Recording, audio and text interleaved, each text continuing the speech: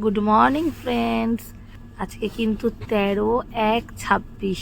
আজকে আমাদের ট্যুরের সেকেন্ড দিন, ফার্স্ট দিন ট্রেনে। এখন আমরা ট্রেন থেকে নামিনি। ঘড়িতে বাজে হলো 3:25। শো করছে কিনা, উল্টো ধরেছে ব্যাক ক্যামেরা। 3:25। এখন আমরা কামাখ্যা স্টেশনে দাঁড়িয়ে আছি। আমরা নামবো গুয়াহাটিতে। তো তারপর দেখা যাক, মানে 4টেতে আমাদের মোটামুটি ট্রেন অন টাইমই আছে। আমরা কাজিরাঙ্গা এক্সপ্রেসে এসেছি। এখানে সব ব্যবস্থাপনা খুবই ভালো ছিল, সার্ভিস, বিশেষ করে আমরা ওয়াশরুম যেটা আমরা দেখি মেয়েরা, তো সেটা ভীষণভাবে পরিষ্কার ছিল। তো দেখা যাক পরবর্তী প্ল্যান কি আছে, আস্তে আস্তে তোমাদের সাথে শেয়ার করছি। এটাই আমাদের ট্রেন ছিল। গুয়াহাটির হোটেল যেহেতু 6টার আগে খুলবে না, তো 4টে থেকে 6টা 2 ঘন্টা আমরা স্টেশনে ওয়েট করেছিলাম। আমরা চলে এসেছি গুয়াহাটি স্টেশন থেকে নেমে সুন্দরবন গেস্ট হাউস। এখানে পার্কিংও আছে, যদি কেউ পার্সোনাল গাড়ি নিয়ে আসো। এই যে, আর এদের নিজেদের কিচেনও আছে, ঠিক আছে, রেস্টুরেন্ট মতো আর কি। এই যে সুন্দরবন,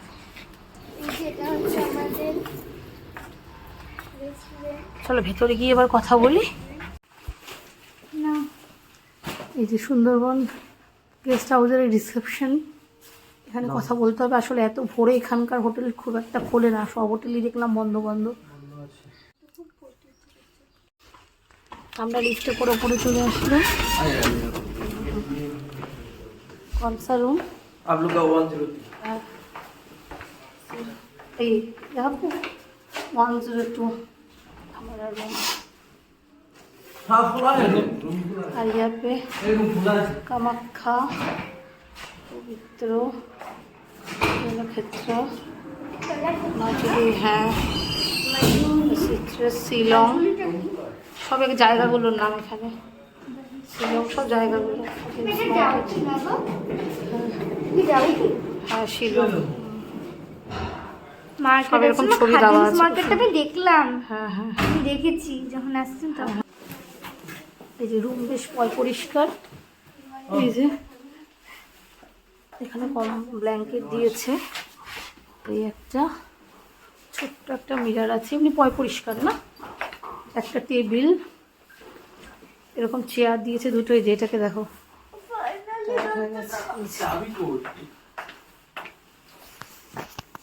চাবি তো বাইরে দিল। আর এই যে ওয়াশরুম, গিজার, এই গিজার नहीं है, कॉमन गीजर আছে। ও কমন গিজার, কমন গিজার, হ্যাঁ। আমি দেখাবো। আর এটা হচ্ছে পরিষ্কার পরিচ্ছন্ন। এই যে এরকম জানলা দিয়ে, ছোট একটা টিভি, যদিও টিভি দেখার কোনো দরকার হয় না। এরকম একটা ট্রে দিয়েছে। Sundarban guest house glass. হ্যাঁ, এখানে একদমই ঠান্ডা নেই, মানে সেই তুলনায় আমাদের কলকাতায় অনেক বেশি ঠান্ডা, তাই না বলো? মানে আমরা আসলাম নর্মালি, মানে কোনো ঠান্ডাই নেই একদম। স্টেশনে ঠান্ডা লাগছিল তো ভোরবেলা এসে। এখন আমরা পুজো দিতে যাচ্ছি। হ্যাঁ, আমাদের স্নান টান হয়ে গেছে, স্নান করে সব পরিষ্কার জামা কাপড় পরে নিয়েছি। এখন আমরা যাচ্ছি পুজো দিতে। চলো পুজো দিয়ে এখানে তোমরা এখান থেকে অটো, ট্যাক্সি, ওলা, উবের সবই যেতে পারো।